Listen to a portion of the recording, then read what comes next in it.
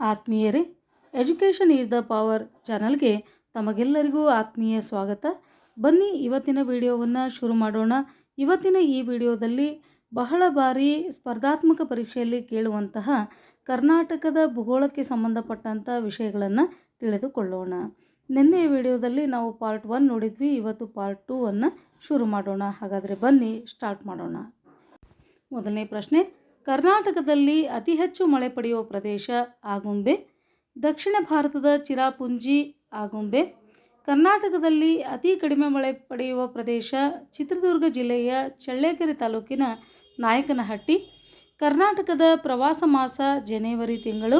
ಕರ್ನಾಟಕದಲ್ಲಿ ಅತಿ ಹೆಚ್ಚು ಅರಣ್ಯ ಹೊಂದಿರುವ ಜಿಲ್ಲೆ ಉತ್ತರ ಕನ್ನಡ ಜಿಲ್ಲೆ. ಇವು ಏನಂತಂದರೆ ಕರ್ನಾಟಕದಲ್ಲಿ ಕಂಡುಬರುವಂಥ ಒಂದು ವಿಶೇಷತೆಗಳು. ನೆಕ್ಸ್ಟ್, ಕರ್ನಾಟಕದಲ್ಲಿ ಅತಿ ಕಡಿಮೆ ಅರಣ್ಯ ಇರುವಂಥ ಜಿಲ್ಲೆ ವಿಜಯಪುರ.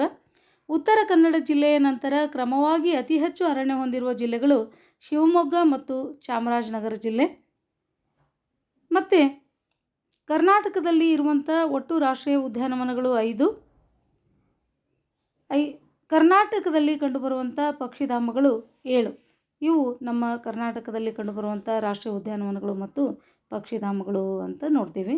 ನೆಕ್ಸ್ಟ್ ನೋಡೋದಾದರೆ ಕರ್ನಾಟಕದಲ್ಲಿರುವಂಥ ಒಟ್ಟು ವನ್ಯಜೀವಿ ಧಾಮಗಳು 36. ಕರ್ನಾಟಕದಲ್ಲಿ 5 ಹುಲಿ ಸಂರಕ್ಷಣಾ ವಲಯಗಳಿದ್ದಾವೆ.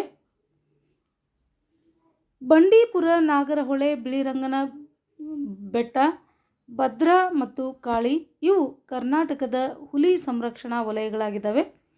ವಿಶ್ವ ಪಾರಂಪರಿಕ ಪ್ರದೇಶಗಳಲ್ಲಿ ಸೇರ್ಪಡೆಯಾದಂಥ ಕರ್ನಾಟಕದ ಬೆಟ್ಟಗಳು ಅಂದರೆ ಸಹ್ಯಾದ್ರಿ ಬೆಟ್ಟಗಳು.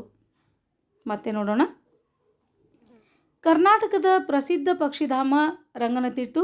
ಇದು ರಾಮಸಾರ ತಾಣಗಳ ಪಟ್ಟಿಗೆ ಸೇರಿದಂಥ ಕರ್ನಾಟಕದ ಮೊದಲ ತಾಣವಾಗಿದೆ. ಮತ್ತೆ ಕೆಲವು ಪ್ರಶ್ನೆಗಳನ್ನು ನೋಡೋಣ. ಭಾರತದ ಒಟ್ಟು ಆನೆಗಳಲ್ಲಿ 25% ಮತ್ತು ಹುಲಿಗಳಲ್ಲಿ 18% ಭಾಗ ನಮ್ಮ ಕರ್ನಾಟಕದಲ್ಲೇ ಇದ್ದಾವೆ ಅಂತಕ್ಕಂಥದ್ದು ಸಂತೋಷ.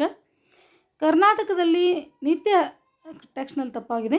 ನಿತ್ಯ ಹರಿದ್ವರ್ಣದ ಕಾಡುಗಳು ಉತ್ತರ ಕನ್ನಡ, ಉಡುಪಿ, ದಕ್ಷಿಣ ಕನ್ನಡ, ಶಿವಮೊಗ್ಗ, ಹಾಸನ, ಚಿಕ್ಕಮಗಳೂರು, ಚಾಮರಾಜನಗರ ಮತ್ತು ಕೊಡಗು ಜಿಲ್ಲೆಗಳಲ್ಲಿ ಕಂಡುಬರುತ್ತವೆ. ಇವು ಬಹಳ ಬಾರಿಗೆ ಏನಂತಂದರೆ ಪ್ರಶ್ನೆಯಲ್ಲಿ ಕರ್ನಾಟಕದ ನಮ್ಮ ಕರ್ನಾಟಕದ ಭೂಗೋಳ ಕೂಡ ಬಹಳ ಇಂಪಾರ್ಟೆಂಟ್ ಆಗಿರ್ತಕ್ಕಂಥದ್ದು. ನಾವು ಭಾರತ ಮತ್ತು ಜಾಗತಿಕವಾಗಿ ನೋಡೋದಾದರೆ ಕರ್ನಾಟಕವು ಕೂಡ ಇಂಪಾರ್ಟೆಂಟ್ ಆಗಿದೆ. ನೆಕ್ಸ್ಟ್ ನೋಡೋಣ ಮತ್ತು ಕೆಲವು ಪ್ರಶ್ನೆಗಳು. ಕರ್ನಾಟಕ ರಾಜ್ಯ ಹೊಂದಿರುವಂಥ ಭೌಗೋಳಿಕ ಪ್ರದೇಶ 19.05 ಲಕ್ಷ ಹೆಕ್ಟೇರ್ ಭೂಮಿ. ಕರ್ನಾಟಕದಲ್ಲಿ ಅತಿ ಹೆಚ್ಚು ಸಾಗುವಳಿ ಭೂಮಿ ಹೊಂದಿರುವಂಥ ಜಿಲ್ಲೆ ಕಲಬುರಗಿಯಾಗಿದೆ. ಕನಿಷ್ಠ ಸಾಗುವಳಿ ಭೂಮಿ ಹೊಂದಿರುವಂಥ ಜಿಲ್ಲೆ ಬೆಂಗಳೂರು ನಗರ ಜಿಲ್ಲೆಯಾಗಿದೆ, ಯಾಕಂದರೆ ಅತಿಯಾದಂಥ ನಗರೀಕರಣದಿಂದಾಗಿ. ಕರ್ನಾಟಕದಲ್ಲಿ ಅತಿ ಹೆಚ್ಚು ಬೀಳು ಭೂಮಿ ಹೊಂದಿರುವಂಥ ಜಿಲ್ಲೆ ಅದು ಕೂಡ ಕಲಬುರಗಿ ಜಿಲ್ಲೆಯಾಗಿದೆ. ಮತ್ತೆ ನೋಡೋಣ ಕೆಲವು ಪ್ರಶ್ನೆಗಳನ್ನು. ಕರ್ನಾಟಕದಲ್ಲಿ ಯಾವ ಜಿಲ್ಲೆ ಭತ್ತದ ಉತ್ಪಾದನೆಯಲ್ಲಿ ಪ್ರಥಮ ಸ್ಥಾನ ಪಡೆದಿದೆ ಅಂದರೆ ಅದು ರಾಯಚೂರು. ಭಾರತದಲ್ಲಿ ಕರ್ನಾಟಕ ಜೋಳದ ಉತ್ಪಾದನೆಯಲ್ಲಿ 2ನೇ ಸ್ಥಾನವನ್ನು ಪಡೆದಿದೆ. ಭಾರತದಲ್ಲಿ ಜೋಳದ ಉತ್ಪಾದನೆಯಲ್ಲಿ ಪ್ರಥಮ ಸ್ಥಾನ ಮಹಾರಾಷ್ಟ್ರ ಪಡೆದಿದೆ. ಧಾನ್ಯಗಳ ರಾಣಿ ಮೆಕ್ಕೆಜೋಳ.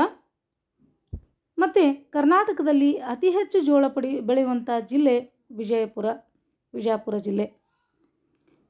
ರಾಗಿ ಉತ್ಪಾದನೆಯಲ್ಲಿ ಭಾರತದಲ್ಲೇ ಕರ್ನಾಟಕ ಮೊದಲ ಸ್ಥಾನ ಪಡೆದಿದೆ. ರಾಗಿ ಉತ್ಪಾದನೆಯಲ್ಲಿ ಪ್ರಥಮ ಸ್ಥಾನ ಪಡೆದಿರುವಂಥ ಕರ್ನಾಟಕದ ಜಿಲ್ಲೆ ತುಮಕೂರು ಜಿಲ್ಲೆಯಾಗಿದೆ. ಭಾರತದಲ್ಲಿ ಕಬ್ಬು ಉತ್ಪಾದನೆಯಲ್ಲಿ ಕರ್ನಾಟಕ 4ನೇ ಸ್ಥಾನವನ್ನು ಪಡೆದಿರುವಂಥದ್ದು. ಭಾರತಕ್ಕೆ ತಂಬಾಕನ್ನು ಪರಿಚಯಿಸಿದಂಥವರು ಪೋರ್ಚುಗೀಸರು 17ನೇ ಶತಮಾನದಲ್ಲಿ. ಕರ್ನಾಟಕದಲ್ಲಿ ಬೆಳೆಯುವ ತಂಬಾಕಿನ ಪ್ರಭೇದ ಯಾವುದು ಅಂತಂದರೆ ಅದು ವರ್ಜಿನಿಯಾ ಪ್ರಭೇದವಾಗಿದೆ.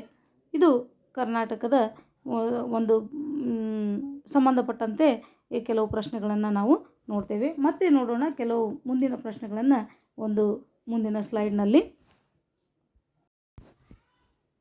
ಭಾರತದಲ್ಲಿ ಕರ್ನಾಟಕ ಕಾಫಿ ಉತ್ಪಾದನೆಯಲ್ಲಿ ಮೊದಲನೇ ಸ್ಥಾನ ಪಡೆದಿದೆ. 1670ರ ಸುಮಾರಿಗೆ ಕಾಫಿ ಪರಿಚಯಿಸಿದ ಮುಸ್ಲಿಂ ಸೂಫಿ ಸಂತ ಬಾಬಾ ಬುಡನ್. ದೇಶದ ಉತ್ಪಾದನೆಯಲ್ಲಿ ಕರ್ನಾಟಕ ಉತ್ಪಾದಿಸುವಂಥ ಕಾಫಿಯ ಪ್ರಮಾಣ 70%. ಕೊಡಗು ಜಿಲ್ಲೆ ಕಾಫಿ ಉತ್ಪಾದನೆಯಲ್ಲೇ ಪ್ರಥಮ ಸ್ಥಾನವನ್ನು ಪಡೆದಿರುವಂತಹದ್ದು. ಕಾಫಿಯ ನಾಡು ನಮ್ಮ ಕರ್ನಾಟಕವಾಗಿದೆ. ಇದು ಅತ್ಯಂತ ಹೆಮ್ಮೆ ಪಡುವಂಥ ವಿಷಯ. ಆತ್ಮೀಯರೇ, ಈ ಒಂದು ವಿಡಿಯೋದಲ್ಲಿ ನಾನು ಕರ್ನಾಟಕಕ್ಕೆ ಸಂಬಂಧಪಟ್ಟಂಥ ಹಲವು ವಿಚಾರಗಳನ್ನು ತಮ್ಮ ಮುಂದೆ ತರಲಿಕ್ಕೆ ಪ್ರಯತ್ನ ಮಾಡಿದ್ದೇನೆ. ನಂತರ ಈ ವಿಡಿಯೋ ಇಷ್ಟವಾದಲ್ಲಿ ಕರ್ನಾಟಕದ 3ನೇ ಪಾರ್ಟ್ 3ಯನ್ನು ತರಲಿದ್ದೇನೆ. ದಯವಿಟ್ಟು ಈ ಒಂದು ಚಾನಲನ್ನು ಸಬ್ಸ್ಕ್ರೈಬ್ ಮಾಡಿ. Thank you very much.